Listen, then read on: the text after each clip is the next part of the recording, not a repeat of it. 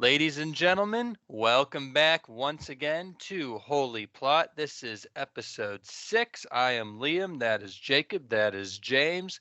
And today we're going to be talking about a couple different things as usual. We're going to start off with Secret Invasion. Going to talk a little bit about my adventures with Superman once again. We have another episode.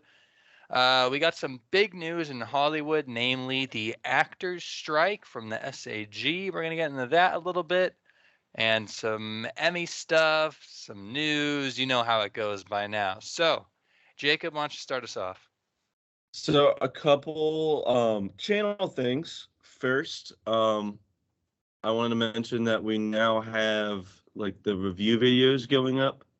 James is editing those together. It's actually doing pretty well. So please go check those out. We're gonna have a couple from this video edited out in case there's a segment that you're not gonna watch. You can watch it then. We also have a Letterboxd account now. It'll be in the description. I've been posting reviews on there. I have a Mission Impossible one up. I have, for some reason, like a 16-paragraph review up on this show. So if you're interested in any of that, please go check it out. Check out our Twitter as well. And yeah, I think we could start talking. So I'll start us off here. I want to ask you guys first. Do you think, the $1 million question, do you think Secret Invasion is worth watching? James? Unfortunately, I'm gonna have to say no. Explain. Before this show came out, they made the Winter Soldier comparison, and when they did that, I was like, okay, wow. Well, I think you should mention that they did that at Comic-Con. So Yeah. most people might not have heard that. Which I think ever since this show got announced, it was a bit like odd because it's like it's the Secret Invasion story, but it's not the event that the comic is. So people didn't really know what this was going to be. I just don't think it lived up to like kind of comparing to the Winter Soldier. If it wants to be a political thriller, I just didn't really find it all that thrilling. So I can't really recommend it. Okay. I mean, I can piggyback off that a little bit. They made the Winter Soldier comparison, and something that I kept feeling when I was watching the show, and the show even alludes to a couple times, which I did think was like a neat way to like kind of contextualize what was going on, is that I've already gotten like a really compelling, riveting spy infiltration story in the MCU and Winter Soldier, and I would just like recommend that, like just rewatching it simply over this. I'm not gonna go too off on a tangent because I'm kind of trying to keep it a little focused here. I just don't find the Skrulls that engaging in the MCU. I'm not really even the biggest fan of them in the comics. Shapeshifters, I only find them really interesting when like their powers are kind of limited to like just changing their appearance, and the Skrulls kind of like just completely adopt like every facet of someone. I don't know. It's not really for me. I think it probably translates better to comics than film. So I just don't really find them that engaging, especially the storylines we have gotten with them. There are some stuff in the show that I do think is worth watching, particularly Nick Fury. Personally, I'd rather just recommend it as like watching clips of Nick Fury's moments in the show on YouTube. I know that sounds scathing, but he really gets some good stuff in the show. If you're a Nick Fury fan, I actually would watch this genuinely. Yeah, he's the best. Like with Samuel Jackson and something, like he's gonna be the best part. It's not that he's bad, Yeah. but that's exactly Well, how I felt. he's too. leading this. He's leading this in a really cool way. I mean, we have always gotten him as kind of like a supporting character, even though he's great. And he gets some really good development in here. So I do think that is worth it. But there's a lot of slog to get through. Liam, what are your thoughts? Well, as far as your original question goes, if I think it's worth watching, that's a no from me, dog. Listen, I first of all have basically no connection at all to the source material, which is good because the show doesn't either. I believe we even talked about it in the first or second episode where the showrunner or the director or whatever you would call it of the show was told by the studio, do not read the comic Secret Invasion. So I thought that would give me like an advantage, I guess, going into it. I thought that like I don't know. I feel like you would probably still somehow like it more if you had some connection to the Scrolls or Secret Invasion. But I don't know, man. I'm just kind of feeling like it's a big old nothing burger. I have seen the majority of these Marvel Disney Plus shows, and I can usually just sort of enjoy them and turn my brain off for some of them. Like even Moon Knight is like my iconic Ugh. it was fine bit that yeah, Jacob's even groaning right now. But I don't know, it was I'm gonna say this, it's certainly not like terrible. I mean I think that No, it's not a bad show. I think there's definitely good stuff here. I think it's on the higher end of the spectrum for some of these Disney Plus MCU shows for sure. Like you guys said, Nick Fury, Samuel Jackson, he's easily the best part of this. Ben, what's his name? Ben, is it Mendelsohn? Yeah. Yes. I like him in this as well, but I like him in everything. He and Yeah, he's always enjoyable. I think his and Fury's dynamic is pretty cool. Sure. Amelia Clark as well. This is not her best role, mind you, She's by wasted, in my a opinion. mile. Yeah, but she's still Amelia Clark. It's still good. Yeah, she's got charisma, but she has like pretty subpar writing, in my opinion.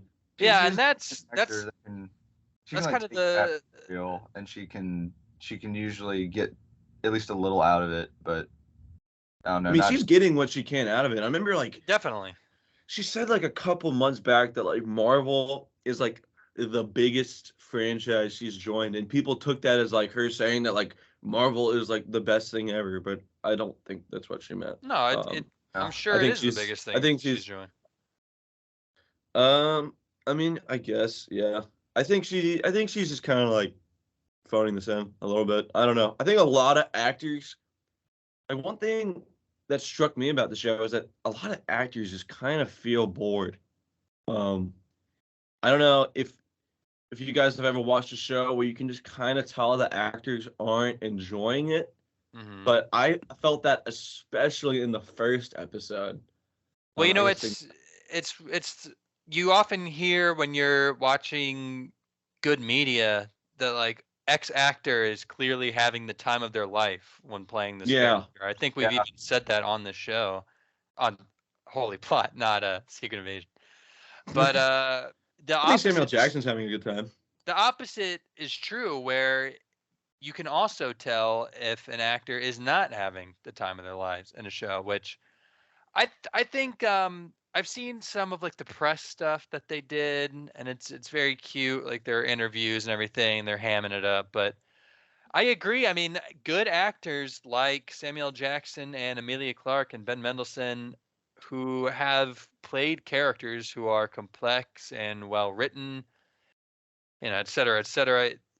They can tell even more than we can when writing is maybe a little subpar. And so even if they are enjoying all the money they're making and they might even enjoy the character, it is ultimately a less engaging product. So they're automatically going to seem a little stiff just because the writing's a little stiff, you know. You as an actor can only do so much, which I think this is a perfect example of where you get charismatic actors, especially Samuel Jackson as the lead. But ultimately, if your political spy infiltration intrigue show is just not super engaging, like James said, then you could have Daniel Day-Lewis come back to acting to reprise his iconic character Bing Dinkle. It's not enough to carry it. Yeah, here's one thing I'll say. If you want to watch a show that spiritually succeeds The Winter Soldier in tone and is thrilling, and also by coincidence is about a faction of people who rise up as terrorists, go watch Falcon and the Winter Soldier. Because that does a much better job, in my opinion. That's something that all of us surprisingly agree on, is that we actually kind of like that show. I'm of the opinion that show is underrated. Yeah, same. So. I mean, still not very good.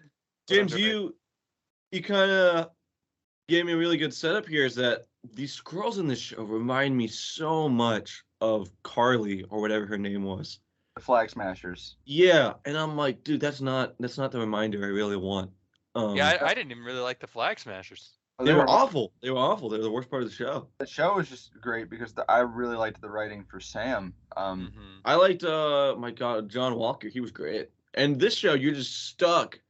What's his name? Gravik. He's so boring, man. He is boring. I mean, I think the big thing about this show is that the writing can just drag. It can just drag. I mean, I think it gets better as it goes on.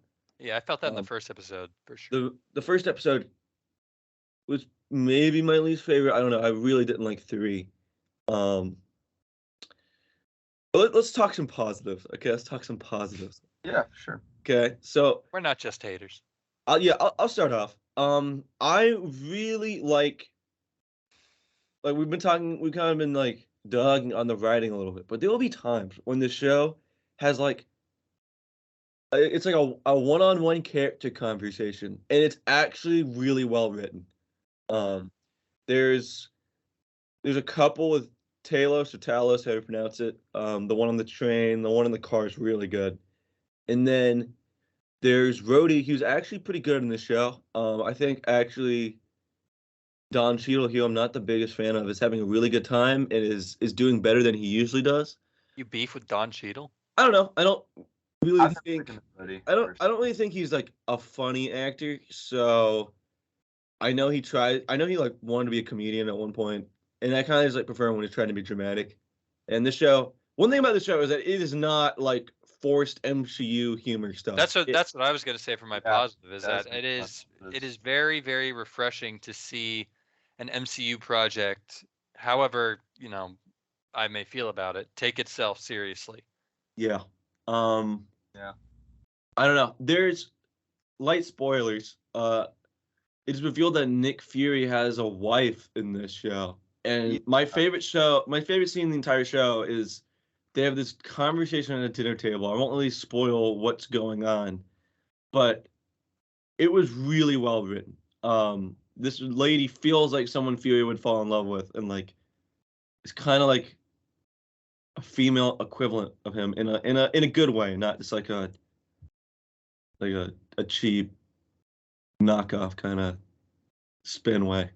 So I really enjoy some of the conversations in this show. I know that's kind of like a basic positive, but it's so annoying because the writing is typically pretty average, and then you'll just have these moments where the show like pauses, and it's actually can be pretty engaging at times. And I think that just kind of the common theme I found is when this show is dealing with its characters and its character storytelling, it can be good. Fury here is showed to have more flaws than we're used to. And typically his flaws are his, secretive, reserved attitude and his untrustworthiness and ulterior motives.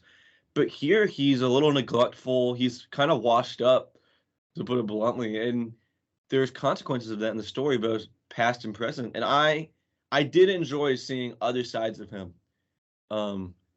He struggles to balance his career path and his personal needs, and I thought that was pretty cool as well. I will say I wish we had at least, and maybe we do, honestly, and I just have forgotten about it, but I wish we had some level of exposure to like the idea that Nick Fury has this wife, so that when she gets in the show and what happens, it's more, I don't know. The MCU has made itself famous from playing the long game and introducing ideas and characters that grow over time, that the audience gets connected with, and it feels like a lot of the characters here, besides Fury and like Rhodey, obviously, they just kind of show up. Like the Skrulls feel like, I know we saw them in oh man, what was that movie? What did we see the Skrulls in first? Was it Captain Marvel? We saw them in Captain Marvel. Yeah. But besides that, and then a few sprinklings of some post-credit mumbo jumbo. It happened like 1 or 2 times, which is weird. Yeah, it did it. I know obviously it's not a one-to-one comic adaptation. We've been over that, but the comic event Secret Invasion, just the weight that name carries as a big event, and also how they're marketing it as a big event. Of course, they market everything that way, but I mean, we have. it doesn't feel that big. I don't know. I'm Yeah, not. It's not something that to me feels like, oh, this is changing the MCU forever. I mean, of course it's changing the universe a little bit, but it just doesn't care. It doesn't feel like it carries that much weight, and maybe that's just me. I don't know. I mean, I feel like you could not watch this. Once again, is it worth watching? Say probably not. I'd say if you're a big MCU fan, of course. There, trust me, there are worse MCU projects, even shows. Oh, I'm definitely. I'm enjoying this more than a few of their shows that I've watched. I'm not gonna lie, I have skipped most of them. But I was always confused why Secret Invasion wasn't adapted to like the wide cinematic universe, because I thought like the structure of a cinematic universe would yield itself really well to it. Because like absolutely. you could have like the biggest problem with the MCU right now is that it has like very little connective tissue. It, I mean, I know this is like crazy, but it kind of feels like the DCEU, where it's like I don't I'm not gaining anything from these movies being in the same universe, because by all means they're kind of not. You'll have like you'll have our favorite recurring guest Glup Shido like show up in There like he a is. random movie. There it But is. other than that, it's like I don't know. There's like the WandaVision House of Emark, and then you have the multiverse stuff, and then you have the scroll stuff, and it's just like kind of scattered. So The what I would have multiverse was the worst of all of it. for sure what I would have done, and James and I talked about this when Endgame happened, is that I really thought they were going to start doing like phase long arcs, you know. Yes. Mm-hmm. So I really wish they did like a Secret Invasion arc where you kind of were doing this like Hugh Dunnett thing across multiple movies, where you had like Skrulls showing up in a bunch of films, and it was like connecting them together, and like all the characters in the respective films without like jeopardizing the specific film's focus. We're like trying to piece together who were the Skrulls in their respective movies, and like those Skrulls were like coordinating, and you could like see that across projects. I thought that would have been really compelling. And I'm really confused, honestly, just why they didn't do it, because the end credit scene is like the most one of the most famous like tendencies of the MCU. And finding out who the Skrull was in a movie in an end credit scene would have been such a fun thing to come back to every time. Well, Yeah. another funny thing about the show is that it sort of marketed itself as this mystery of, oh, you never know who's really who are the Skrulls, and then the grand majority of the Skrulls are all new characters. So like when the show It's yeah. introduces, Captain Jack Bing Bong, and he turns out to be a Skrull, it's like, yeah, dude, of course he's a Skrull. He just showed up in the Skrull movie or the Skrull show, which Yeah. there's a conversation to be had about whether or not they write this like a 6-hour long movie versus a TV show. No, I mean, but Jacob, back on what you said a little bit ago about like like that you wish that it had been on like the movie level. I kind of get it because they have so much that like they have to do. but I they didn't don't, man. Like, Well, I mean, by the All way, right now. they've ran through 3 phases so hard. It just about feels like it's been a phase long arc, with all the multiverse stuff. But I guess, if you look at everything that they probably have on the docket, which is to do some multiverse stuff, to do Kang, and then to get to the X-Men, and probably I assume we'll be getting into Galactus later. I get it because, pit stopping for the Skrulls maybe isn't, it might feel like a bit of a detour. But here's my thing. Even if you do it as a Disney Plus show, why not make it like a fun crossover between all the Disney Plus characters, Yeah, exactly.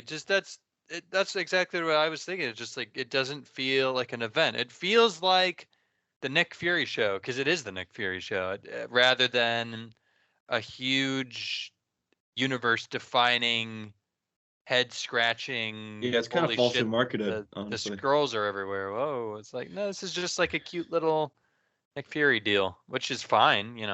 Nick Fury's a good character. People like him, but at the expense of one of Marvel Comics' best stories. And I think the idea of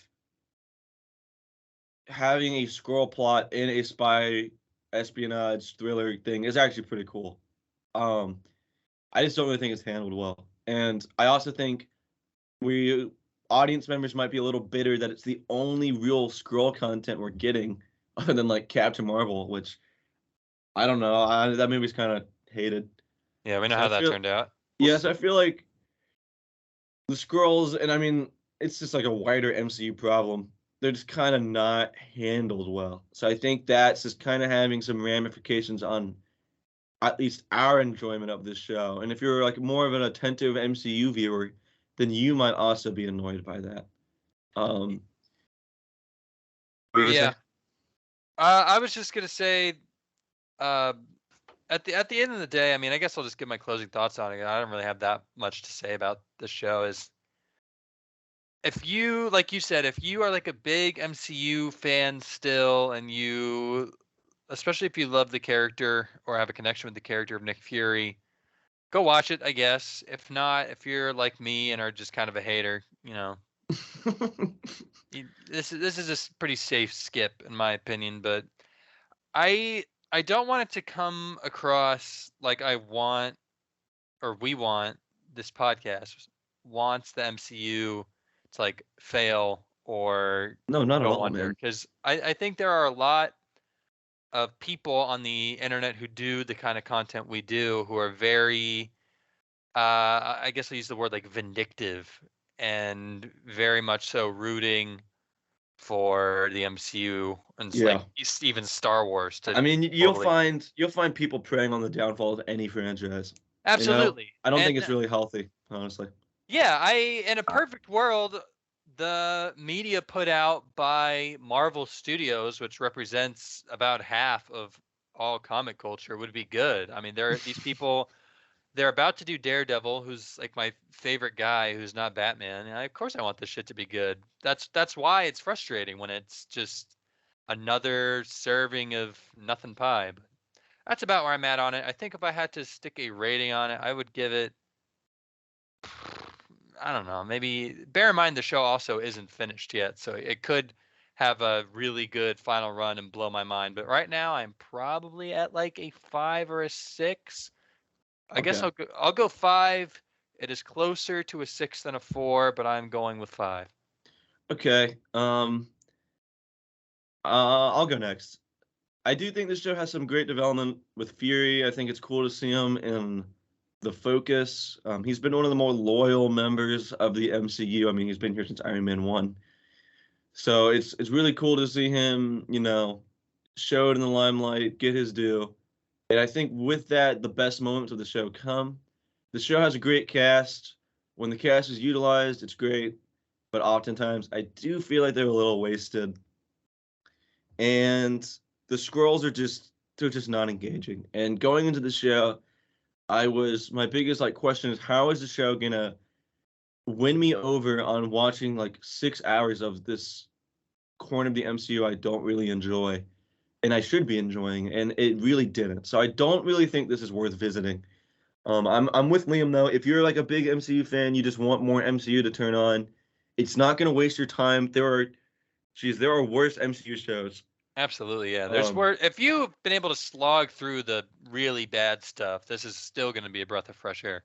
yeah, it's just incredibly average. I do think it gets better as it goes on, and that is that is a plus. I hope the next two episodes keep the momentum. We'll probably at this point end up talking about them because we've already tortured ourselves watching 4 of them, so we might as well finish. Um, Yeah. and I do want to get some light spoilers, so I'll give my verdict. I'm gonna give it like a 5 out of 10. It's pretty average, not blowing my mind or anything. Yeah, it's kind of it. James? Yeah, I don't want to come across like I'm hating on the show too much because it's well made. It's inoffensive, and if you like Nick Fury, if you like Samuel L. Jackson, the show doesn't like do him dirty. It doesn't have like the Finding Dory effect where you focus so much on a character that's been in the background. That's just a spin-off issue in general. I don't think it has that effect where it kind of ruins the character when you force him out in front.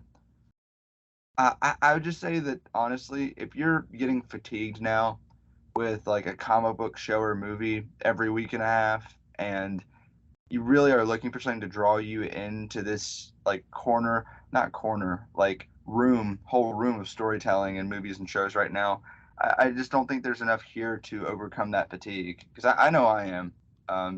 Oh So yeah, I'm burnt out as hell. I'm burnt Definitely. out. Like there's just it's like to the point where I don't even. I'm really checked out. So I'm definitely. This is not really something that revitalizes the genre for me, though. I think some projects are coming for that. But Okay. yeah, it's fine. I would give it right now 6 or 7. Wow. Okay. Okay. I mean, like I don't really think it's bad.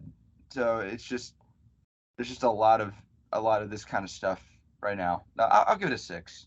Yeah, that's That's my fair. whole thing is that there's just a lot of this. Like it doesn't feel like it stands out.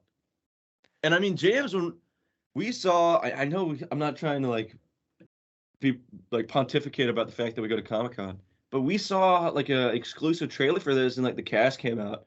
And me and you, like it was like one of the things in the Marvel presentation. We are like, that could be good. I was excited. I was that was the first thing that kind of turned my head, and I said, "Ooh, you know Yeah. what? Maybe they're kicking it into gear after a couple duds. It's happened before. This was the show, and it And did. I But don't think this is a dud. no, no. I mean, like, look at Marvel Phase 2. You had like Iron Man 3 and Thor: The Dark World. If you didn't like Iron Man 3, and people were already starting to kind of ache about being. People back then were starting to ache about being like burnt out. And then Yeah. you had Winter Soldier and Guardians. It's like, oh, we're good. We are back. Yeah, I mean, And burnout is just like it's just like James Gunn's completely right. Like we just easily get burnt out on bad content because we're consumers, and that's just kind of how it works. It's like not that we don't want superhero content. I mean, God, dude, the three of us started a podcast to talk about it. It's like we just don't want to watch something that's not gonna give us anything. Yeah, I think that Secret Invasion falls under the category of media you watch where you feel like, did this like need to get made? Is this a story that I feel like I don't want to say like benefits me, but like, is this a story especially told this way so far removed from the source material? Is this something like needed to happen? Is this like Yeah, for worth sure. dedicating by itself. a few hours of my life over the course of a couple weeks to? Probably not. Okay, so I want to talk about a few more things that are a little spoiler heavy.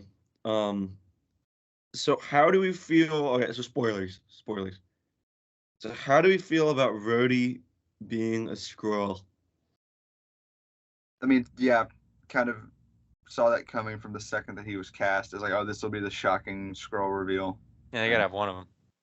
Yeah, that's you guys. It's exactly like my problem with it. This kind of feels like it's done by like a quota. Doesn't feel like the storytelling earned it. No, it's like the safe twist. It's the safe, not safe thing. Yeah, It's also easily like the safest main Avenger to do it with. Yeah. yeah, it's not Rhodey. taking my thing with the story is that it's not taking risks. Like it's not like it's not to have scroll reveals should be like upending, and it's like, oh, okay, that's my reaction every single time. Like I don't care. Um, one thing I thought was so stupid, and it was like the first scene in the show is Martin Freeman's character being a Skrull and like being on screen for like 2 minutes. It's like, dude, why? I get it, they're trying to like sell me on the concept, but one, I don't care about his character at all. I guess it makes sense that he's a Skrull given the Skrull's agenda, Mm-hmm. but like, it's dumb. Having like every like MCU like badge agent being a Skrull isn't enjoyable. Whereas like having like a character that we've gotten attached to be like, Skinwalker, that's more engaging. It just is. You got to expand these characters to get me invested in your like mystery plot Mm-hmm. because it's with so little like exploration of the characters, it's just so obvious who the Skrulls are. Like you could just tell them. Like even I knew like Ross was a Skrull. It's like it's just so obvious. Like you can put it together in like 30 seconds, and Yeah. it should be like giving you red herrings. I don't know. I just don't really know if they. This sounds so scathing, but I just don't know if they know how to write like a television show of this genre. Yeah. It feels like it falls into the common NCU trap of 46-hour movie with deleted scenes. Yeah. Liam posed that question earlier. Does this feel like a 6-hour movie or an actual show? And I'd say, unfortunately, it feels like a 6-hour movie. It's like when you see something after a movie's come out. It's like, yeah, the original draft of the script, it was 360 pages. It feels like they take that script and they go shoot it. Yeah. Yeah, there's a lot of fat on this. Like I've forgotten half of the scenes. Yeah, I mean, I still, even now that we're in spoilers, I just like have nothing to say about it. It's just, there's scrolls, you know, whatever. Yeah, I don't have much else to say about the show. Well then, let's not keep going here. I think you kind of know how we feel about it at this point. Kind of a nothing burger. It's kind of exactly what you expect. Before we move on, I do want to talk about something that is incredibly topical, which is the intro. I know people have talked about it to death. We've talked about it on here even. But James, I mean, you are living in this chaotic world, which we're going to talk about in the news section. What are your thoughts on the legitimately AI-generated intro? It looks horrible. It is just a disservice when there's some good opening credit artwork, you know, that we've seen in comic book movies, like the Alex Ross paintings in the Spider-Man 2 opening. Come on, you know. I mean, just look at the Daredevil intro. Don't try to slide. Shit rocks. Don't try to slide this AI, you know, to me with a Marvel show like you try to put a pill in between cheese for a dog to eat. Like, hey, man, that's scathing. No, I'm good. I definitely agree with you though. I mean, this is behind this. Why do I need to be nice to it? It's taking jobs and work away from actual artists. So no way. No, there's so many job searching artists in Los Angeles globally that would like die to get their name out there on a Marvel product. I know like that's like a bit of an emotional way of looking at it. No, but it's like it's just dumb. Like it's the perfect Trojan horse for this kind of thing. It's a huge studio. It's Disney who's shown that they are willing to do this kind of thing. I know there's a whole argument to be made about the ethics of bringing back dead actors and stuff like that, but you have a show. I keep saying, I haven't even thought about that. I keep almost saying movie because that's just what it feels like.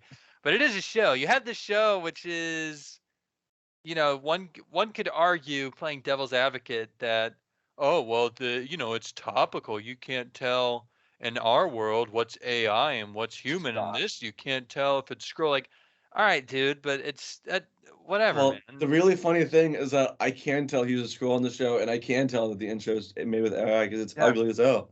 My point is that it is the project that they have that makes the most sense for them to try to pull this. Yeah. And I'm worried that rather than look at the example of an argument I just gave, it's more cynical than that. And this is just here to set a precedent for them using AI and stuff like this to save money, to not absolutely. It's about the precedent. It's about getting it to where they can slide this stuff in, and later they can say, look, we had AI in this and they munched it up. Look at the viewer numbers that we don't publicly disclose. Yeah. And, you know, it's just no way. I think from the get-go, not gonna play ball with this. And there's not really a reason to feel bad about it because there's not, you know, human artists behind it. So yeah, I mean, given the news of this week, which we're gonna talk about later, but we can just touch on a little bit. And like, there's been, if you don't know, like the whole SAG thing. I mean, something that I was shocked by, even though I'm like a big AI hater. And I mean, AI can be used well. I mean, they used AI to animate Spider-Verse. Yeah. But and they used it in like a productive, healthy way. It's not But inherently bad as a tool. it should be a tool. I mean, God, I'm gonna start using it to write emails. Like it's fine, but the way they use it here is just kind of unethical. I mean, to put it that way. And if you saw, SAG negotiations, they had unveiled some pretty disgusting stuff about the AI that these executives are willing to use. I mean, like hiring a background extra one time, getting their likeness, pouring it into an AI, and never paying them again. That's just awful. Yeah. So this absolutely, like, given that attitude, this is a Trojan horse. I don't believe it's some like topical, like purposeful, effective play to like get me more immersed in the themes of the show. That's bullshit. I don't believe that for a second. Yeah, I don't believe that either, for the record. I just think that is why that argument existing is why they put it on the show, but I don't think that was their intention. I don't think they're going to be able to. I mean, this whole show, another thing I want to talk about before we move on to something much better, which is Superman, is that this show's budget came out this week, and it's $212 million. If you gave me $212 million, I would be dead in 2 days. Dude, that's like the budget of Dune. Like, come on.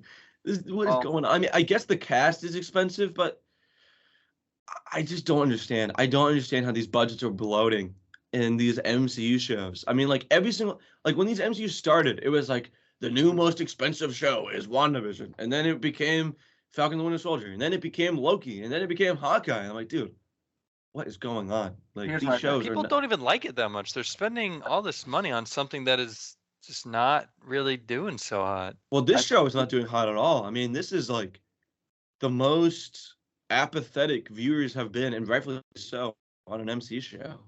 But say not gonna be slid a little bit of AI to try to set a precedent and get complacent with it. Yeah. Boring ass show. Stay woke, fellas. Stay woke. Boring ass show. Can't wait to fall asleep. So let's talk about something that we enjoy a lot here. All right, so the third episode of My Adventures of Superman came out this week. We didn't really know we were going to talk about it, but we liked the premiere a lot, so here we are. I'll start out. This was probably my favorite episode of the show so far. You guys should really watch this if you're a Superman fan, and even not. I really think this show will do a good job of exposing you to the character and getting you interested, because it understands Superman a lot, and it's very digestible. I would give this episode like an 8 out of 10. Got a really great moment at the end with Superman and Lois that I really loved, and understood the characters incredibly well. James? Yeah. So I think the very last line of this episode made the episode for me. Mm-hmm. So that it was fun to see them going through like the Lois chasing down Superman, stuff, like very early days of Superman stuff. It was fun. The villains were okay. It was cool to get a drop that it's Intergang, or that they're kind of already starting to set up Intergang. They're getting right to it. But I was like, yeah, that's fine. But for me, what really set it apart was that last line where, okay, this is a very independent Lois. This is a Lois that is very much, I don't know what quite the right word is. Not energetic, but she's, I think, the most like just chase the target Lois Lane that we've seen in a minute. Yeah, for sure. She's a very assertive character. She's a go-getter. And I was curious how they would play like with the kind of typical Lois Lane beats with her. And I was enjoying it well enough, but the fact that she just instantly is already seeing through a layer of what Superman is doing, that kind of made the episode for me. It changed it from what I was going to say. It was just kind of some fun early filler kind of stuff. I enjoyed it. And Lois was good in this episode. Yeah, she feels like a really good modern take on the character. She kind of has like that young spunk, but it's adapted to her typical character traits. I think it's really, really compelling, honestly. Liam, what did you think about this episode? I mean, it's all right. I feel that it is absolutely on par with the other two. It did not blow Yeah. my mind. I'll say that. It remains very cute. I think if I had like a little kid running around and I wanted them to get into Superman, this is one of the better things to do it. Just Mhm. because it's very accessible and fun and light, and it even goes into characters that are not your standard Lex Luthor Superman fare. Like we mentioned, we got the very early beginnings of Intergang in this episode, which is cool, even though they did literally nothing for me. Banshees in this episode, and I thought it was fun. That was neat. That was It's pretty neat. it's all right. I don't know. It's gonna take more for me than Okay. just like this character is X, Y, or Z, or will become X, Y, or Z. That's not, as someone who is not as deep in Superman lore as you guys are. That's not enough for me. I want them to be. Like Spectacular Spider-Man. We made this comparison last time. Succeeded in taking a character like, I don't know. I'll use like Vulture, I guess. Like Vulture, and giving Vulture a backstory that was digestible and easy to follow when I was a kid, but was still like deep enough and had enough complexity going on that it was an interesting character. It was all the Spectacular Spider-Man villains. It's not just, oh look, that guy is like Craven or will become Craven. It's you feel like you understand the character, which I feel like this show is getting to. Yeah. But I hesitate. I strongly hesitate to use the G word here, Glupshido. No, I was literally. That's why I said, "Oh It's no." not Glup shit, man. I'm No, saying I'm hesitating. I No, don't think it's. I was sitting there and I was like, "Wait a minute. Are Jacob and I experiencing Glup Shido excitement?" No, I think you guys. Hmm. It's like Glupshido adjacent. You're such big Adapting Superman fans. adapting a Sir. comic character isn't Glup shit. No, That's not what I'm saying. But I'm not. I'm saying it's adjacent. It's adjacent. Dude, no. Can you give me that? that. No, I can't. I kind of agree with you, man. The Maybe I'm this blinded I think I think Superman. Just like I'll consume it, whatever it is, which I don't really think I am, honestly. But I don't think just like bringing in a comic character, which like I haven't seen adapted since like God, like no, but the come on now. CW We've got is like interesting. they're bringing in like Slade and Amanda Waller and Gang and Livewire, and it's just like Because they those just kind of characters exist. It's they not just like kind of like show up and they name drop. Well, the characters exist. The Club Shadow characters exist in every universe. but like it's not like the matter of existing and bringing in that makes it glup shit out. It's the matter of like existing in a different property than bringing it in just to get me to class. Listen. Here's the thing. I'm saying it is adjacent. I'm not saying this is a Glub Shido fest. But I'm saying There's gotta be a logical fallacy in there, man.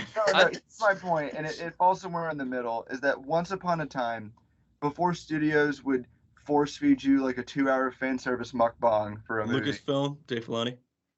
there used to be this thing called fan service where it was just kind of fun to do some stuff for fans that would get them excited, but then you're still telling a story that stands on its own. That Yeah. used to exist before fan service was abused and nostalgia was used to pander.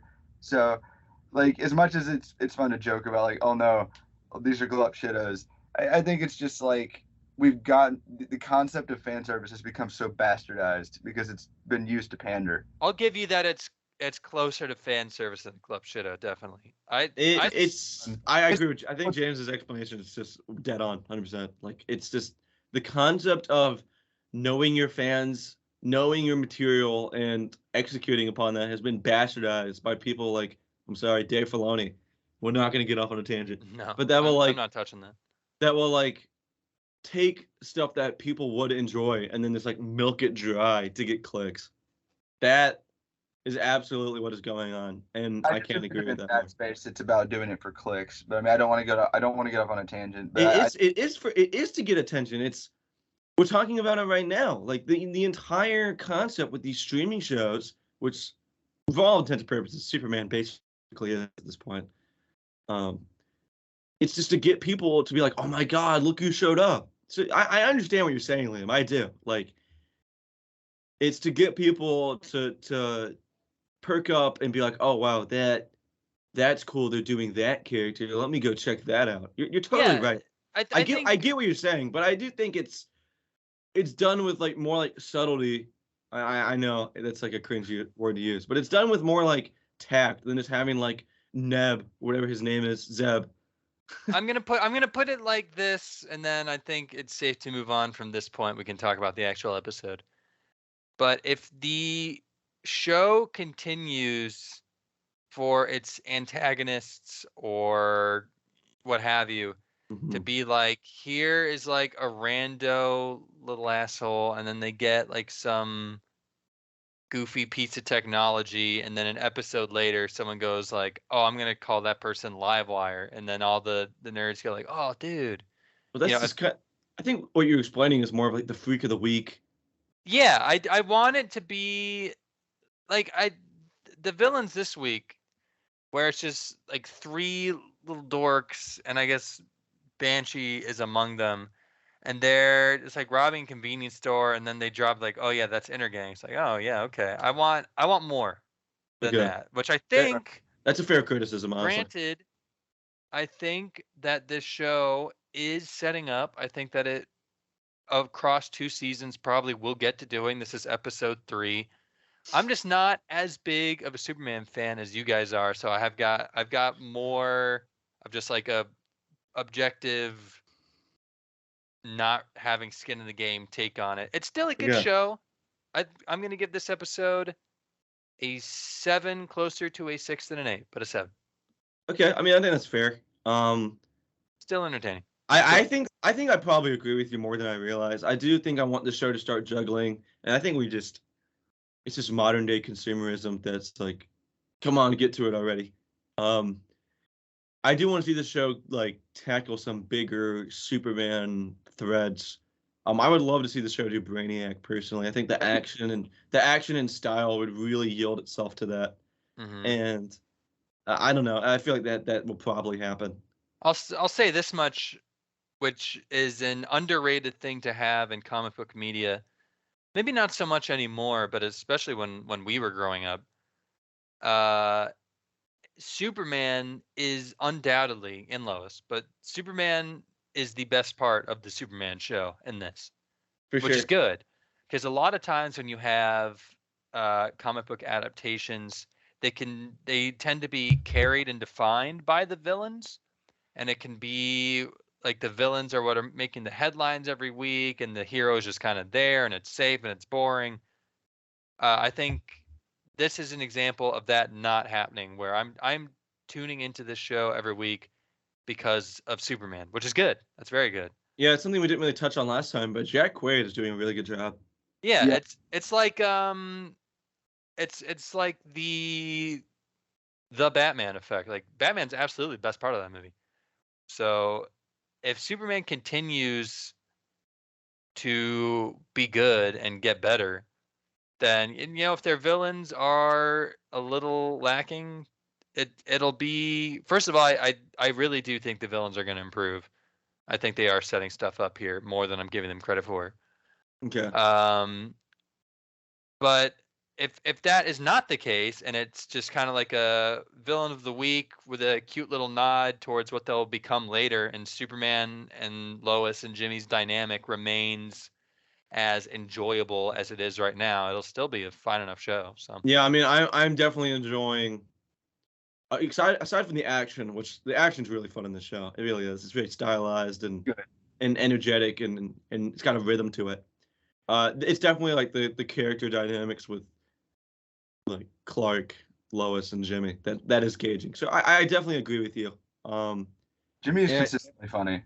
And yeah, Mhm. I think as the show lays its foundation, which I do think it's doing a good job of. I mean, we have an hour of television, and I feel like this version of Lois and Clark have a pretty established relationship that I kind of understand where it's going, and it's setting up a lot of threads. I think as it builds on that foundation, the show's going to get a lot better. It's very work- cute. It's a good the show. work- I think a big part of my enjoyment of the show is that I have a lot of excitement for where it is going, and I understand that a lot of people are sick of that concept of like, oh, you just got to stick it out, because I am too personally, but it's Superman, so I'm a bit biased. James? The work that they've already accomplished with Lois and Clark and their chemistry, it has me thinking like, man, imagine if this show got to that point, like in like a fourth season where you get to see the characters. Oh God. Well, no, but like no, what I'm saying is like when you get to see characters like age up in design, like imagine getting to see this Lois and Clark age up into the fully adult versions. That would be awesome, yeah. And what I'm saying is like they're doing such a good I doubt we will get to that point. No, I did too. Personally. I would be shocked. However, the fact that this show has me thinking those thoughts because I'm identifying with these younger versions of the characters so much, like I'm recognizing them as versions. I think it's a testament because sometimes these shows that scale the characters' ages down, yeah, you don't really feel like you don't really recognize it with the typical like adaptation of the character. Okay, I think that's fair. So I think they're doing a great job with like the age down cast feel, where I'm like, wow, I would be / I am excited to see these characters grow. Yeah, I mean, I think one last thing we can touch on before we transition to the next topic is that last scene, which is really the best scene of the show, in my opinion. Yeah, which is when Clark finally gives Lois his interview, and he flies Lois up above Metropolis in true Superman fashion. And I once again really like that Lois has clearly got the hots for Clark and is reserved with Superman here, which I think is such a good direction to take these characters. Very modern. But I love the moment when Lois asks, "Is this how you see the world?" And then Clark asks, "Yes, it's beautiful," and he's looking at her. And that is just Superman, like understood to a T. And it's really well written. And I know it's been done before. Once again, my biggest criticism on the show, the first episode, is that it's been done before. But after warming up to it a little bit, I'm fine watching it again. Because one, it's been so long since we've got an animated Superman. And it's just being done really well here. Yeah. That was my whole thing was like you said that it was like the standard Superman kind of mold with the Lois and Clark scenes. That was the thing where I was like, okay, yeah, I don't mind watching this again. But when she just instantly calls him out at the end, I was like, okay, this show has unique things to do with the characters, and they're mixing the old and the new, and I think they're going to continue to strike that balance well. I think we're going to eventually get out of the villain introduction phase of the show. Yeah. And that'll be exciting because then it'll pay off. One thing I do want to see happen is I want Lois to, like, this Lois is very, like, risk-taking. Like, most Loises are assertive, but, like, she will just flat out break the law, like, all the time. And I really wanted to start having, like, some consequences behind that. Because, like, she, like, breaks into, like, Stryker prison and is, like, walking around. And then, like, the next scene, she's just, like, there's just, like, no consequences. And I'm like, I want her to be, like, I want her actions to catch up to her a little bit. Because I feel like she's kind of, like, invincible right now. Yeah, in a perfect world, this show would pop off. It'd get a little bit more mature once the characters are established and once we have some real deal villains. Okay. And then it would turn into a all-timer. But for now, very cute, good show, good introduction to the character. Also, most exciting thing, Steve Lombard has entered the fray. Yeah, they do have some. The show definitely is like attentive to the Superman lore, which is really cool to see. And I think animation is just yields itself to that. You don't have to like, and it's kind of hard to like throw in a random character in live action, you know. I'm gonna give this episode an 8 out of 10. Let's move on, James. I will actually. I'm probably gonna give it a nice good 7. Okay. Yeah, I definitely liked it the most out of the three of us. I will say 20 minutes of this show was more enjoyable than like 4 hours of Secret Invasion. They done gave Superman an anime intro. If that's hilarious. If that sounds even a little bit enjoyable to you, go watch it and you will get something out of this. That's all I have to say. The intro of the show is so funny. Like I was like, what is I going cracked on? up. Yeah, I'm like, what is going on? This show legitimately has like it has like I expected like an anime song to come on. Like legitimately, it was so funny. Like, and it starts doing Cruel Angel's Thesis. Yeah, dude. Like, him like sighing in the cornfield. I was like, oh, they're doing it. Yeah, I want more of that energy. Like I think this was easily the most anime this show got. I want that grit and rhythm to it more than like the cutesy diddly like haha, isn't this funny? Like I want, and it should still keep that because it clearly is part of its identity and part of what it's going for, and I don't mind it.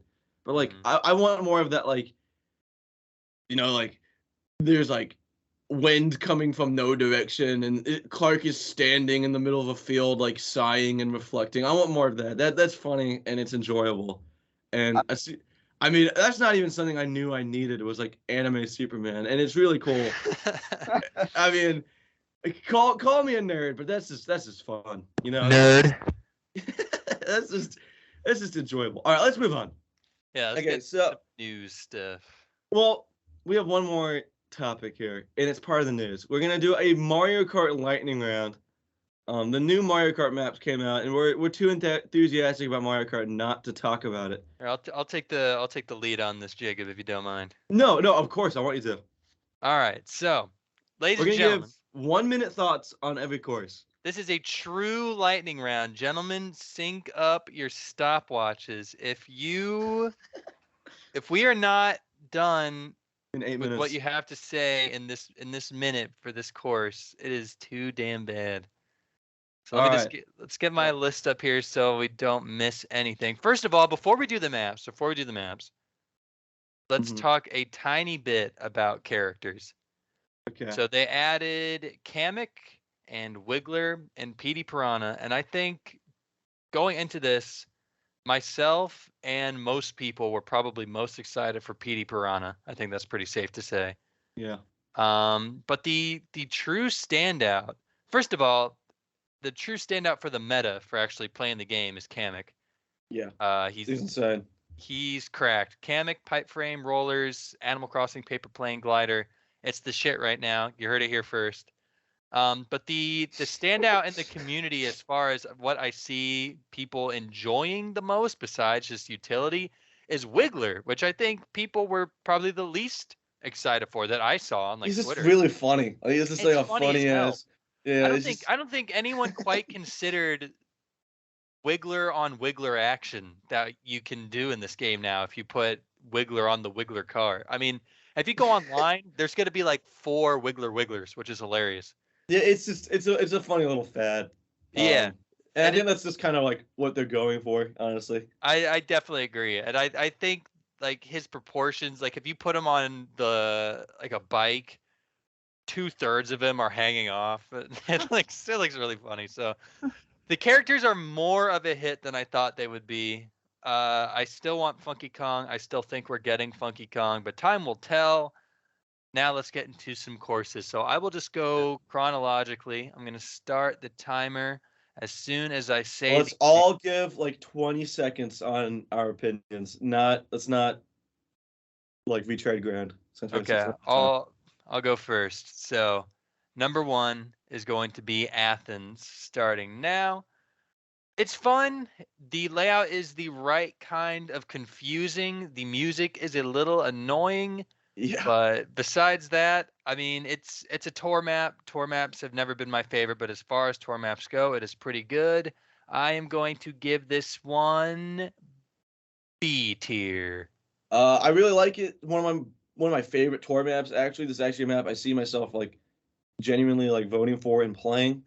It's fun. It's got a different vibe than most tour maps. It's not just like a random city. You're kind of like traveling through ruins. It's got some cool platforming to it, and it's actually a little difficult at times. So yeah, I really enjoyed this map. I'm also gonna give it B. You know what? I think it's a really cool map. I like how it's basically built to not feel like a track, like you're actually racing through Athens. Yeah. I really enjoyed that design to it. Really fun. That's actually all I got to say. I'm going to give this one B tier as well.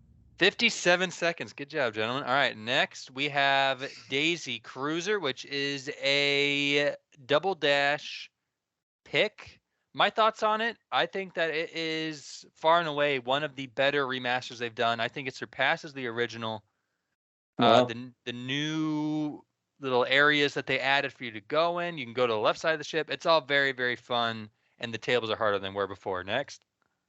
This is one of my favorite maps from the course. I've not really played Double Dash. I'm not gonna lie. I know a lot of people love that game. I just never could get into the gimmick. But this map is great. I like the shortcuts. I like the underwater section and the pipe. Pretty cool. I'm gonna give it like an A tier. I really like this one. I haven't played further back than Mario Kart Wii because I'm ignorant. But this is really cool. It's a little trippy and confusing at times. Like there's points where you think you should turn one way, and it's like, oh no, that's just the corner of a room. It's fun though, and they did a good job of making you once again feel like you're just racing through a cruise ship. So liked it. All right. Here. Yeah, I'm also gonna go A. I forgot to get my thing on it. That was 1 minute exactly. All right, now Moonview Highway, a Wii pick. Didn't love it. It's definitely near the bottom of my ranking for this wave. It is nerfed a little bit in my opinion. I don't know if this is just I used to be worse at Mario Kart. I'm remembering it wrong, but it feels like there are way less cars than there were before. But it's still Moonview Highway. It's still fun. I'm gonna give this one C tier. Yeah, I think it definitely keeps the atmosphere. I know this map is kind of like a controversial one. It's kind of got like a little cult following. If you like the map, you're gonna like it here. Might not like as much, but I enjoy it. I'm not as critical on it. I don't know. I'll give it like a B tier. It's fun. I enjoyed it perfectly fine. It wasn't exactly one of the tracks I was dying to get from the Wii. As far as how it was imported, I think it's totally fine, totally serviceable. I don't have too much to say on it. I'm gonna go with, and not in a bad way. I'm gonna go with C tier. Best one yet, 51 seconds, resetting the clock again. Now we are at the final course of the Feather Cup. The poop map, baby. Squeaky, clean sprint. Easiest S tier of my life. The sink section has like 3 different paths you can take. That's crazy. There's underwater. You go in tubs. You go over toilets. It is everything I thought it was going to be. The standout moment for me is when you get blown by the fan and the floor is slippery. Great map. S tier. Yeah, this is probably my favorite map in the course. The original booster course maps have been consistently really good. Ninja Hideaway being one of my favorite maps in the game. So I really like this one. It's, like Liam said, the best it really could be with its concept. It's got a diverse map layout. Really cool. S tier. Really cool. I don't I don't even know what to say about it because it's just like, you know what, they went for the concept and they went crazy with it. Super fun, super unique. I'm gonna go with A tier. I enjoyed it a lot. Look out for the extra roots at the end too. It misses the S for James. That was 59 seconds. So to cap off the Feather Cup, I feel like is probably better of the two. Very good. All of these waves have been excellent. Let's get into the Cherry Cup, starting out with LA. Another tour map. But honestly, you know what? It's charming. And it's LA too, which I historically have a complicated relationship with. I'm sure James will get to it. Easiest standout moment for me is flying over Dodger Stadium. It's just really cute. I'm gonna give this one a comfortable B tier. Yeah, I as soon as I saw the baseball stadium, I knew you'd probably like it the most. It's all right. Honestly, it's probably my least favorite tour map from this set. It's enjoyable. I like the Santa Monica bit. That's definitely my favorite part, going over like the skate parks. I'm gonna give it a C tier. I just had to say, LA is not that clean, so it's dishonest for that. Dodger Stadium, that's super fun. I think if you're gonna pick a spot of LA to turn into a track, Santa Monica is a great spot. And I thought it was represented pretty well. All joking aside, it's pretty fun. I'm gonna go with B tier. I would have liked some Hollywood Boulevard, but that's just me. Yeah, I'm surprised there was no Hollywood sign unless I just missed it. All right, 56 seconds, still doing good. Moving swiftly along, we have the Wild West map, which I forget the name. It's like Sunset Wilds, whatever. Doo-doo fart, not super good, buddy. A little bit boring compared to the other ones. I think the standout section for me is definitely when you are having to drift around all the Shy Guys. That's kind of cute, but that's a 64. The whole thing is flat, whatever. C tier. Yeah, this map's kind of a downgrade from what I've heard. Not that enjoyable. Kind of a skip for me. It kind of feels like a worse Calamari Desert, which I feel like it probably has its own identity, but it's not represented well here. I'm gonna give this like a D tier, kind of a skip. You kind of hit the nail on the head with the worst Calamari Desert. But you know what? The light's nice. The sunset feel of it's nice. I am gonna go with, it's like incredibly inoffensive though. I'm gonna go with D tier actually. All right, 54 seconds. Now What a moving roll. along again. I know we're killing it. Koopa Cape, baby. Another Wii pick, my favorite map from Wii. It got downgraded a tiny little bit in the underwater section. It used to be like a river that would shoot you down really fast and had lightning shells you had to avoid. That is not there anymore, which makes that section significantly easier, but it's still such a banging map just from design alone that I'm going to have to put it in high A tier. All right, I'm actually going to disagree with Liam here. I actually really like the pipe. They adapted it to the zero gravity that we see in Mario Kart 8, and I think that's fun because we've kind of been missing that from the tour ports. Not tour ports, the booster course pack ports. Really enjoyable. Good map. I'm going to give it the S tier that it deserves. I would agree with Jacob about the changes to the tunnel. They're totally fine. They didn't bother me one way or the other. Really thought it was a pretty good, remake from the Wii. Not really anything else to say about it. I'm gonna go with A tier. I might just be scared to change. And then finally, 59 seconds, by the way. Finally, we have the last map and the last tour map of the wave. It is going to be Vancouver Velocity. I don't have that much to say about this one. It's cute. I always like the winter theme Mario Kart maps. Easily stand out for me is going to be when you go on the ice rink. There's this one turn that I always biff where I think you go straight, but you go a little bit to the left, and I've lost on this map every time because of it. So I'm going to give this one high B. That's a skill issue. Really like this map. Doesn't feel like a tour map to me, honestly. I like the zero gravity section on the bridge. It's kind of cute.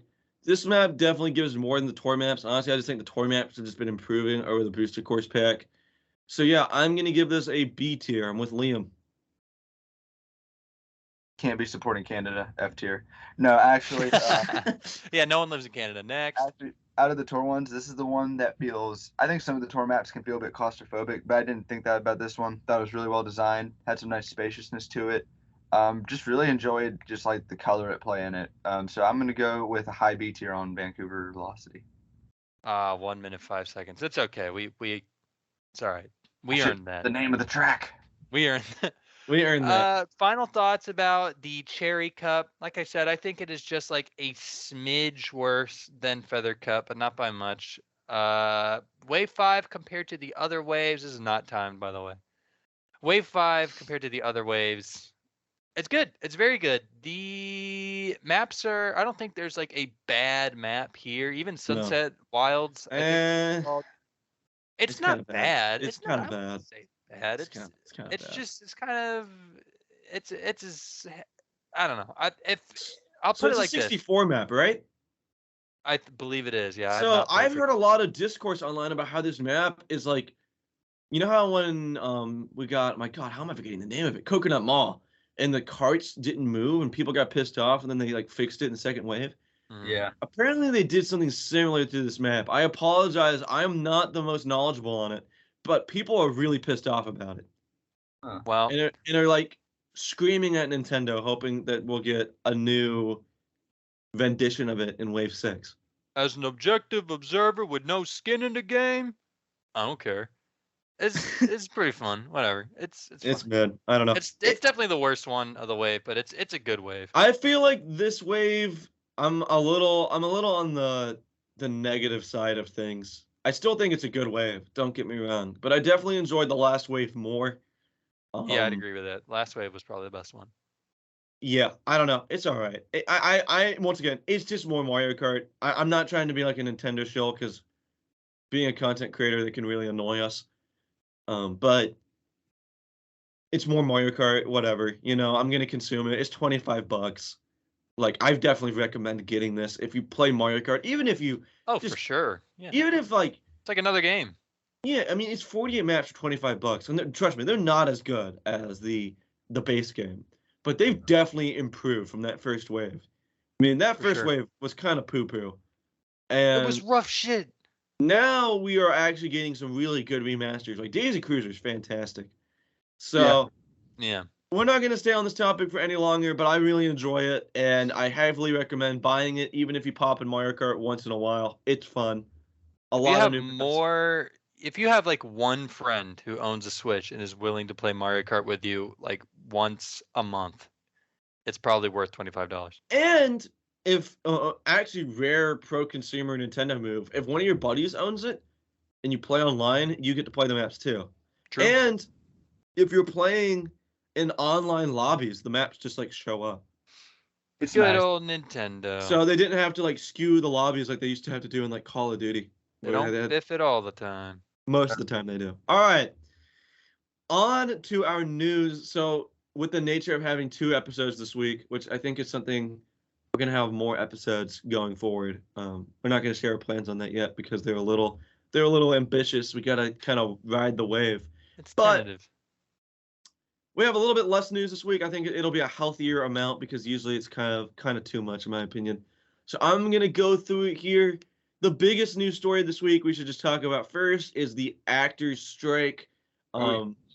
This is the first time since 1960. Something I didn't know that James told me last night, which is just hilarious, is that the last time SAG went on strike was when Ronald Reagan was the president of SAG, not the United States, SAG. Fun fact. I didn't even know that he did that. I mean, I knew he was in Hollywood, but yes, Ronald Reagan was indeed president of SAG, which is really funny. That's pretty crazy. I didn't know that. Yeah, so the last time they went on strike was 1980. The last time both of them went on strike together was 1960.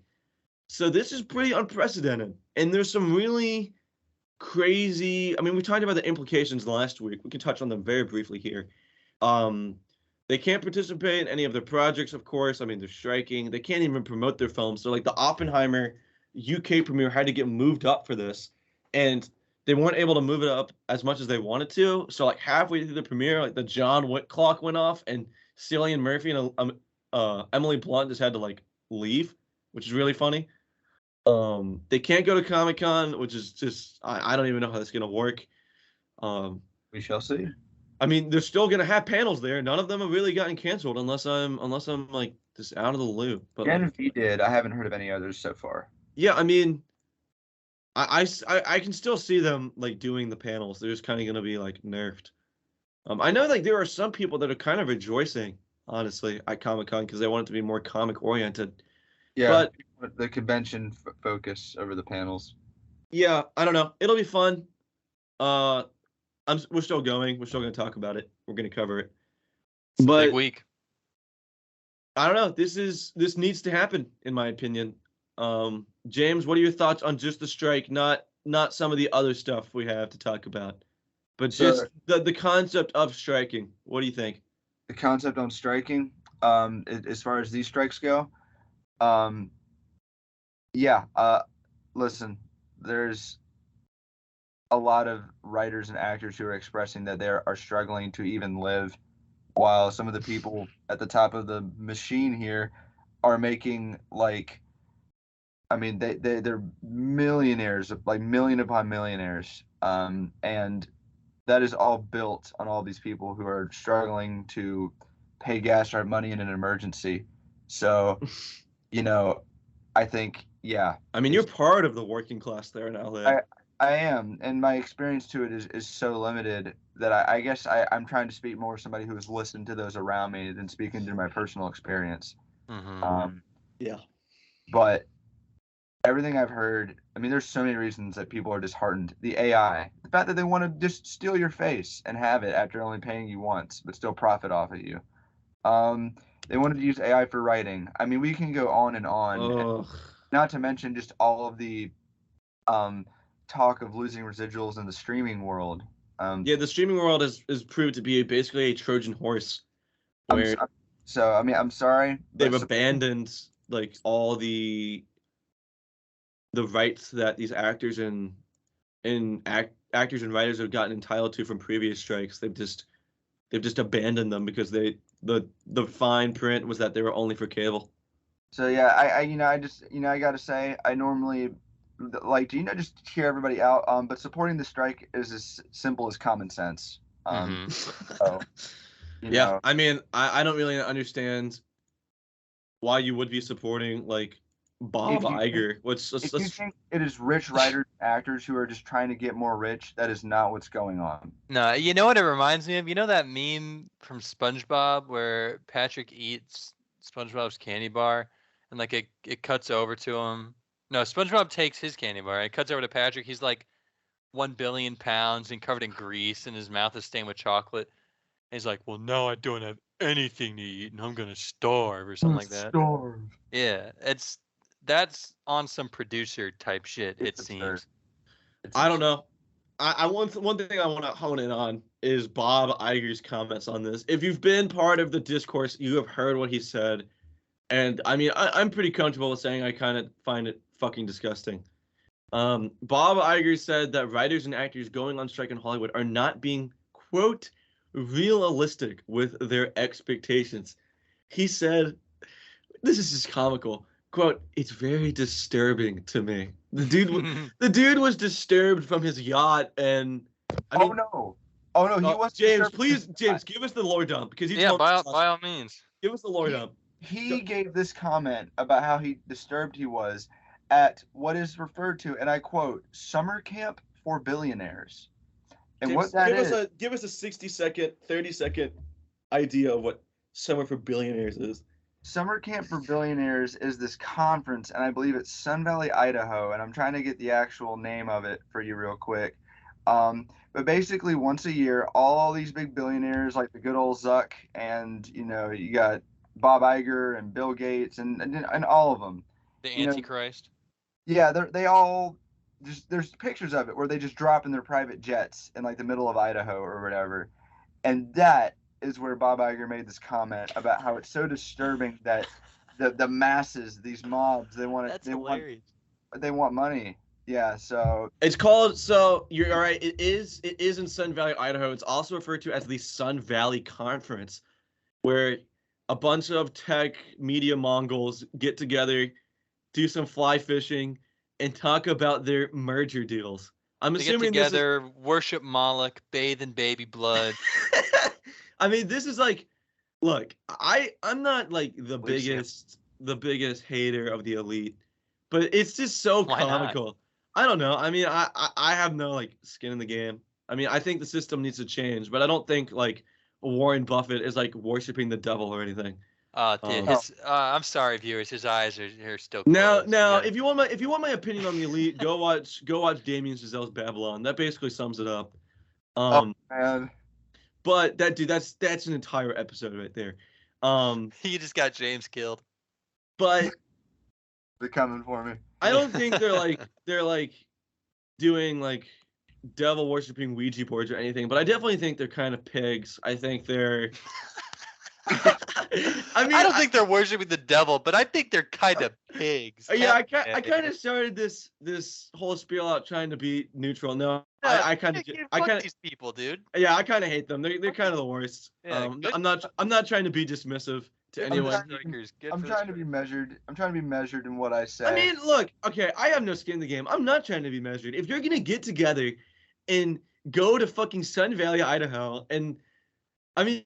If there's I think it's the same thing. There's this really cool perspective on it, which is when Mr. Beast got big. I think he went to it, and he was just like his mind was blown. Where they like took his phones. He was like they like gave him security guards that were holding like AR-15s. I mean, this shit is insane. It legitimately is Babylon. It's eyes wide shut, and it's so.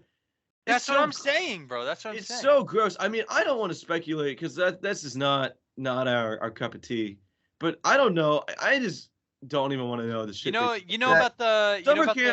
Summer Camp for Billionaires just sounds fucking gross. I don't even want to know. About the Bohemian Club, where it's like the same thing. They get together. About the Bohemian Club. I know. In front of like a big owl.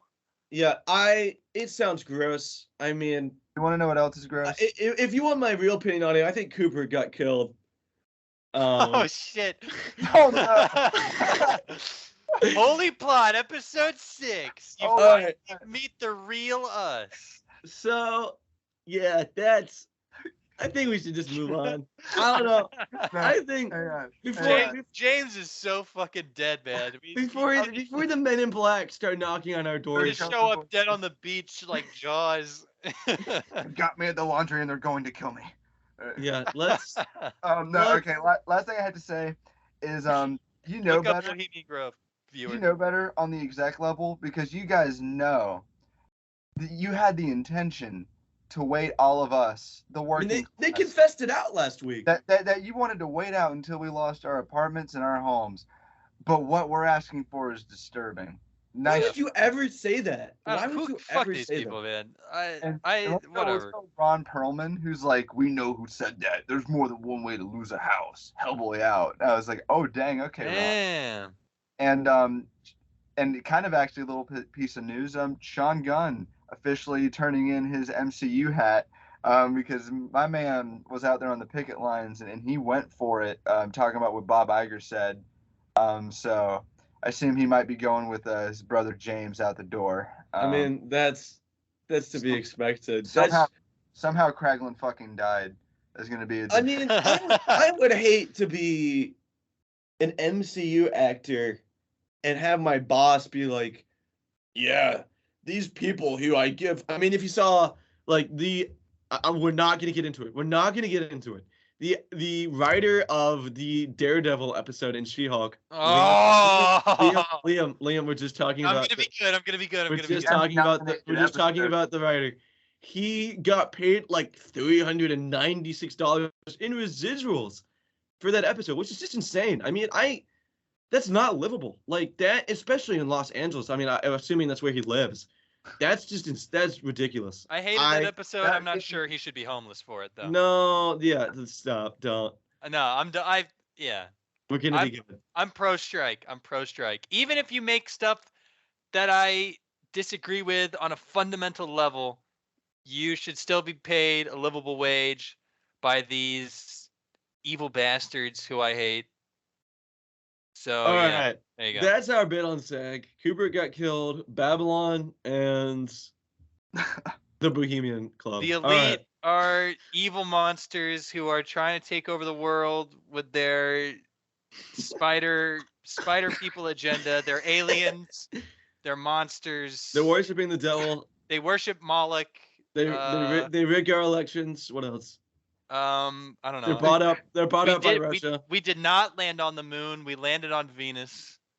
Yeah, studio execs killed the Kennedys, actually. That's true. I heard that. All right. Moving on. Yeah, what news is going on? All right, so I'm gonna give. I got two stories here that are kind of connected. So there's a big shakeup at Naughty Dog right now. I'm not gonna go. Naughty Dog developers of Uncharted, The Last of Us, greatest game ever made. Last of Us Part 2. There's a big shakeup at the company right now. Co-president Evan Wells has retired. Well, he's going to retire at the end of 2023. He's going to kind of see out the production of projects that we don't really know about. It's probably Last of Us Part 3. Last of Us. We know about Last of Us Factions, which is kind of in development hell, unfortunately. And they also have a new IP they're developing. So he's going to kind of see out the handoff of those projects. And then Neil Druckmann, who is kind of a controversial dude I personally really like. He's going to become sole president of the studio. So it's going to have some ramifications. Honestly, I don't really think it's going to impact the quality of the products much. Neil Druckmann he's been that story about, becoming a video game developer and rising up to that Todd Howard level status, which I honestly think he's going to gain at some point, if not already has. So I'm excited to see that. And then another Last of Us thing, just to briefly touch on, is the composer of the games and show seemingly leaks a Last of Us Part 2 remaster coming to PS5. This is kind of inevitable. I don't really have a problem with it because... Kind of fast, though, isn't it? Well, I mean, it's what we got with Last of Us Part 1, right? When the game came out at the end of the PS3 generation, we got like a Last of Us remaster on the PS4 immediately. So I'm fine with it. I mean, I paid $500 for a PlayStation 5. I want to play it with better graphics. I'm not complaining. I don't think it's really cheap. I think it's just porting a game that came out at like the very end of a life cycle to the new console. You can still play it with backwards compatibility, but it's not like a PS5 updated version of the game. It's just like the PS4 port. Whereas like a game like, I don't know, Hades I've been playing recently, that has like a PS5 makeover on it for backwards compatibility. So that's fine, whatever. I want to play the game. I mean, James, you own a PS5. You got any thoughts on it? No, I'm excited for The Last of Us Part 2 remake in about 2 years. Yeah, I know that's a controversial thing, is them remaking Part 1. Which made sense, like joking aside. But no, I mean, I don't mind. I want to play this game before the second and third, which is also kind of news that I have explicitly now confirmed that it's going to be broken apart into 2 seasons. No, they basically confirmed it this week. Yeah, they did. Actually, it was yesterday where they Craig Mazin said he's like the main writer. He wrote Chernobyl as well. He said that they're planning on breaking it up into 2 seasons unless they get canceled, which they're not going to. They're not going to. They've already wrote the first episode of season 2. They had to stop for the writer's strike. So I know that. There's a lot of Last of Us stuff going on, honestly. Well, I've got one more little Last of Us bit. Oh for shit. The viewers. So it is looking more and more like, first of all, if you didn't know, Universal Halloween Horror Nights this year baby is doing a Last of Us house. Dude, and I'm gonna be such a nerd. Potentially a Last of Us zone. And it is looking more and more like your co-hosts are going to be there at least for a couple nights. Oh, I'm being there. Whether you guys come or not, that's up for debate. I'm going. So, if it is something that you would be interested in, I think we'll probably end up doing it. But if we have some interest in theme parks. I know we're planning on doing some stuff with Epic Universal when it comes out. But if you want some boots on the ground Halloween Horror Nights information this year, I know they're also doing Stranger Things. You can get that from Holy Plot, so look out for that. Yeah, I'm really excited. A little off topic for the Stranger Things 4 house. I mean, damn, I love Stranger Things 4, and to be able to go into a house with like Vecna, I think it's gonna be like it just makes sense given how fucking popular the episode was. It's gonna be like the mind layer that we've seen like definitely. It's gonna it is. That's gonna be so cool.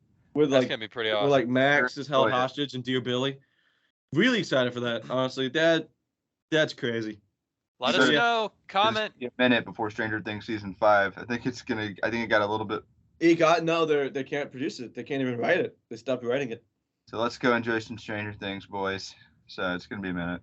Yeah. Let us know if that's something you're interested in. We're probably gonna do it anyway, but you should comment for the algorithm. Nothing else. I think there's just a lot of enthusiasm we have for the topic, so we'll touch on it. All right. Yeah. More news. All right, James, you don't know this. Liam and I do. This is so bad. Oh, this is bad. What is this? The Flash. Oh no! Yeah. The Flash movie. James, do you know about this? No. Oh God. The Flash movie is going to be the first new release movie to debut on the NFT blockchain. It's so fucking funny. Yeah, that'll do it. That'll do it, dude, gentlemen. I'm done. The Flash is saved. Dude, What the fuck does that even mean? So the movie is going to be like on NFTs. So like you can go to the blockchain and like there's a little clip of it. I'll put it in the comments. No. Not comments, the description. Where you can like Bandersnatch? Yeah. It's basically like that. We're like let's say like Barry goes up to the back computer. You can like switch tabs on it. And like whoa! It's just so fucking stupid. Future. James is done. James, he needs a full reboot. James, can you give me the floor? I am in a capitalist hell. It's getting worse. Every day it's getting worse. Oh. Dude, the level of desperation. God. That's like some re-releasing Morbius for it to flop again shit. Oh the Flash is debuting on the NFT blockchain? What the fuck are you talking about? No one's gonna do that. No one even knows how to access that. Real. Please tell me that this is from like a parody discussion. No, this is real. This is real. It's got to be a fake discussing films account. That's awesome. This is real. Oh man. Just fuck you. Okay. That's This movie deserves to Yeah, fly. you can. Here it is. No, it's real. You can buy The Flash as an NFT just weeks after hitting theaters. I'm sorry for everybody who worked on The Flash. And like I'm like watching the little clip here. You're like in the Batwing. You're like turning on. Dude, get this. Please. Dude, I want to go. I want to be done. Like, if you enjoyed Mario Odyssey and you're a big collectible fan, you can play The Flash like a fucking video game and collect collectibles. Like If the you look it up, the first image is one of those bored apes, but it's just like the. Oh no! Like it's like 7 in the morning. I'm so tired. I'm talking about the fucking Flash as an NFT. Here's Kotaku. Kotaku says, and I quote, "The Flash movie train wreck reaches a new low with NFTs. What a bold marketing move. Good job, Warner." I can't. Holy shit. We gotta move on. This is brutal. Dude, we need. All right, so in bad. true entertainment industry fashion, keep your eyes peeled on this. There are 2 editions. The first and base edition is called the Premium Edition. Yeah, Go fuck yourself. it's the only edition, like it's the most accessible one. And then if you're really looking for more and you don't, there's the I can't keep it together. There's the Mystery Edition. What? What do you get for the God. Mystery Edition? Oh my god! Turn on the cameras. James, when you edit this, can you please put the Bored Ape Flash NFT as the background, please? Can you just like put like a Bored Ape as the background and like Photoshop like Ezra Miller's like mugshot to it? You can honestly even keep this in. This shit's fucking hilarious. No, do not edit this. This is the most simulated reality bullshit Holy I've shit. ever heard. I wish. Can you screen share on here? I want to show you this monkey so bad. I can't. I'll look it up. Man. Bored Ape Flash. The Mystery Edition has This is 1,000 mints, and I apologize. I'm not the most familiar on Please. NFTs. I just kind of hate them. If you're an NFT bro and you're like, you just don't understand, don't watch our Shut content. I don't care. Just shut up. Yeah, get out of here. There's 1,000. It's 1,000 mint with different rarity levels. It's like a fucking. It's like a. Shut it's the like fuck Liam. up. Who Liam. fucking- It's like. All right, check the doc, please. They turn it into a.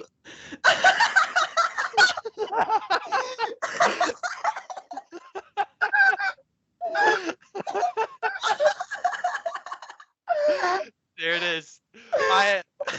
Viewers, with any luck, you'll be seeing what I just put on our shared document. This is your official DCEU Flash. This is the send off to the beloved Snyder universe. This is how it dies. All right. I don't even have words, man. Fucking awesome. There it is. I mean, Oh. this is just awful, but it's so fucking funny. It would be really rich if the guy who like owns this, I guess, on the blockchain hits up Holy Plot on Twitter and says, "You guys put my shit in your video. I own that." Dude, genuinely, 1060 West Addison, Chicago, Illinois. Come kill me. Okay, no, we're not. No, Come don't kill talk me. to yourself. Come kill me. I gotta 8-year-old James is crying right now. My inner child is crying right now. All right, let's move on. That's Oh awesome. my god. Yeah. What other news do we have? All right. Oh And- man. I need to. I gotta scroll away from this monkey. Man. I'm good. Okay. This might turn out to be our most entertaining episode. I'm gonna. One thing we want to do on this channel is do like. I know it has a bit of a stigma to it, but do like video essays. I'm gonna do a video essay on the downfall of this movie. and how they invested like 10 years of time and ended up having it on the fucking blockchain. What a horrible, It's like the end of an internet historian video. what a horrible disaster.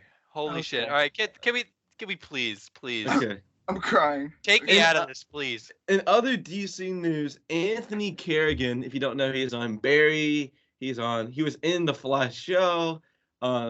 He played Victor Zsasz in Gotham. Pretty popular actor. He's really good. He's playing Metamorpho, which is probably perfect casting. Keep it together. I'm sorry. I just keep it together. Come on, man. I'm sorry. Keep going. All right. Metamorpho, that's cool. I'm just gonna have to. We're just gonna have to restart.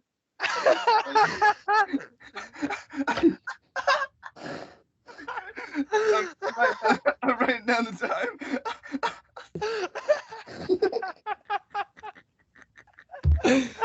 We did it. Just keep it in. Yeah, honestly, we're raw. You're getting our raw unfiltered. I can't. I'm sorry. All right. was good. All right, Metamorpho, that's cool though. You know, Anthony Kerrigan. I watched Gotham. I think that's really good casting. So I think that's gonna be fun. DC needs a win. Yeah, that's for goddamn sure. All right. Our last bit of news. Is the Emmys came out this week. Woo. So I'm just gonna go down. It's a lot. So I'm just gonna go down some notable things for us. The most nominated series are Succession with 27. Surprising to me, even though I loved it, it's my favorite show from this year so far, is The Last of Us with 24 nominations. That is crazy. The White Lotus got 23. Ted Lotus got 21. The Marvelous Miss Maisel, Lois Lane, got 14. The Bear got 13, which I want to watch. I want to talk about this on the podcast. It's a good show. Beef got 13. Jeffrey Dahmer got 13. Whatever. Ugh. Not a big fan of that. Yeah, it's kind of unethical in my opinion. And then Wednesday got 12. So a few things I want to touch on and get your all's reactions. So let's just talk about The Last of Us for a second. So The Last of Us just swept the Emmys. I mean, as it should. That show fucking ruled. That's insane to have, a video game adaptation get 24 Emmy nominations and almost have as many as like a show like Succession, which is just like so acclaimed and loved and popular. What do you guys think about that? Well, I think, first of all, we are entering, I don't know if we've talked about this yet. I know we've talked about it just like in our friend group. We are entering the golden age of video game adaptation. Mm-hmm. So it's really cool to see something like Last of Us stand on par at the Emmys with like prestige television, like Succession. In my opinion, it is prestige television. Yeah, it's really, really cool. And we talk a lot on the show about setting precedents, usually in a more negative light. But I think this is a really, really positive precedent where we're showing Hollywood that you can take video games, which for a long time was kind of like a no-no because every time they tried it was a complete disaster. You can take video games, you can be faithful to the source material, and you can have something that fans love and critics love, It doesn't have to be either or. Even something like the Mario movie, which made, however many millions of dollars. I don't know if it has crossed $1 billion. It's 1.2 billion. Yeah, so ultimately, I don't have a ton to say about the nominations. I think that it's mostly deserved. I feel some kind of way about the Dahmer show. I think stuff like that is a little unethical in my opinion, but we won't get into that. I think the show, it was like a well-made show and well acted, so so be it. But as far as these nominations, yeah, I think it's good stuff. I'm rooting for Last of Us for sure. So I got some Last of Us nominations to note here. We got Best Drama Series. Both leads got nominations, which Thank God. That's kind of to be expected. The categories where it really swept was guest actor and guest actress. So there's only 6 nominations in this category, and we got 4 nominations from The Last of Us. We got Maury Barlett, who played I'm forgetting his name, um, Bill's husband. What's his name? I don't know. I don't know. You get it. Lamar Johnson. He played Sam, I believe. Nick Offerman, which is awesome. He did such a good job. And no, not Kevin. Kevon Montreal Woodard, who is the youngest ever actor in that respective category. And it's his first role in a drama series. He played Sam, the deaf kid. This is incredible. I mean, that's awesome. Well, he was fantastic, so it's definitely deserved. Guest actress, Storm Raid got a nomination. Anna Torv, I believe I'm pronouncing that correctly, got a nomination. And Melanie Lewinsky. So basically, like, all of your supporting characters in the show just got Emmy nominations, which is, I mean, I think it's warranted. I know some people have been kind of thinking they had got too much, but I don't. The third episode, which was kind of the most popular, at least critically, got a lot of nominations. Got some production design, costuming, and makeup. You get the gist. Another thing I want to talk about is Better Call Saul. Yes. We were big Better Call Saul fans here. Liam hasn't watched it because he's living under a rock. I got the entire show spoiled for me, like the whole thing. You gotta stop doing that, man. I don't do it on purpose. Get off in. You ruined Attack on Titan for yourself as well. Not on Whatever. purpose. No, I do got. Instagram is just such an easy place to get spoiled. James, what do you got to say? It's accurate. I am absolutely rooting for The Last of Us in everything, although I am rooting for Bob Odenkirk to win the Best Lead Actor. I mean, yeah, I don't know. Yeah, probably. Pedro Pascal was incredible, but I think Bob Odenkirk and Ray Seahorn, they are both. Well, Ray Seahorn got Best Supporting Actress. If she didn't get that, dude, I mean, that scene on the bus is incredible. I would say they're long overdue from around the end of season 4 of that show to have gotten an Emmy. They haven't gotten a single one, man. No. And they've been nominated like 50 plus times. Equally, if you want what I consider to be one of the best examples of writing in like years, like a decade, like since Breaking Bad ended, that's the finale of Better Call Saul, and so it's nominated for outstanding writer or outstanding writing for a drama series for the finale, and I think that's absolutely deserved, and it deserves more editing Emmys too. The show has incredible editing, and it really isn't recognized. Well, on the note of Better Call Saul, there was a big argument over the weekend on Twitter about how it didn't get a Best Cinematography nomination, which, by the way, is fucking absurd. That's absurd and wrong. It is easily the best looking TV show I've watched. It's just so beautifully shot. I mean, it is outstanding how well shot that season is. I mean, in just the entire show from beginning to end. It's just beautiful. And for like, I'm not trying to hate on it because I know it's really popular, but like a show like Wednesday getting like a Best Emmy nom for cinematography when it kind of looks like it's like a Disney Channel show in some parts. I don't know. I think that's a little absurd. No. Wednesday looked good. Come on now. No, there was this whole debate where it was like a viral debate where there was like this shot in Wednesday, and it's like, dude, why is this nominated over Better Call Saul, which is like got some of my favorite cinematography ever. Just period. I don't know. It's just the Emmys. I know there's a little speculative and a little bit of like a opinion piece, but I just really don't think they like Better Call Saul. I don't know what it is. I think there's just like some sort of probably some people prejudice. Yeah, some prejudice, reservation, stigma. But I mean, for the show to not win an Emmy, it's just insane at this point. I mean, Peter Gould, I really think doesn't get enough attention. He does alongside of Vince Gilligan. He's the co-creator of the show, and he was a writer on Breaking Bad. And he's like, yeah, we love the Emmys, but they don't love us, and I don't really get it. So I I don't know. I hope they rectify that a little bit this year. Another Emmy nomination, which we're gonna briefly touch on, ever so briefly, is Obi-Wan getting a Best Limited Series nomination. I'm honestly not going near that. I don't think it's deserved. That's all I got I- to say about it. Yeah. Everybody can size that up themselves. Well, other than that, I think we're kind of done here. Just some closing thoughts to take us out. Our next episode is gonna be on Barbenheimer. It's gonna get a little crazy after that because a lot is going on that week. It's just that time of the year. So James and I are gonna be at Comic-Con.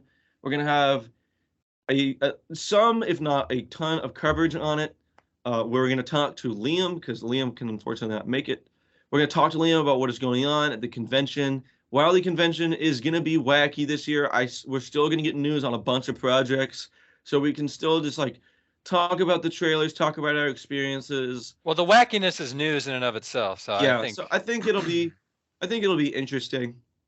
We also have Pikmin 4 coming up. Liam, as the resident Nintendo show, is going to take the helm on that. Oh yeah. And then we're gonna keep posting our video length segments. We're kind of trying to figure out the copyright system. If you've done anything with content creation, it can be a little finicky.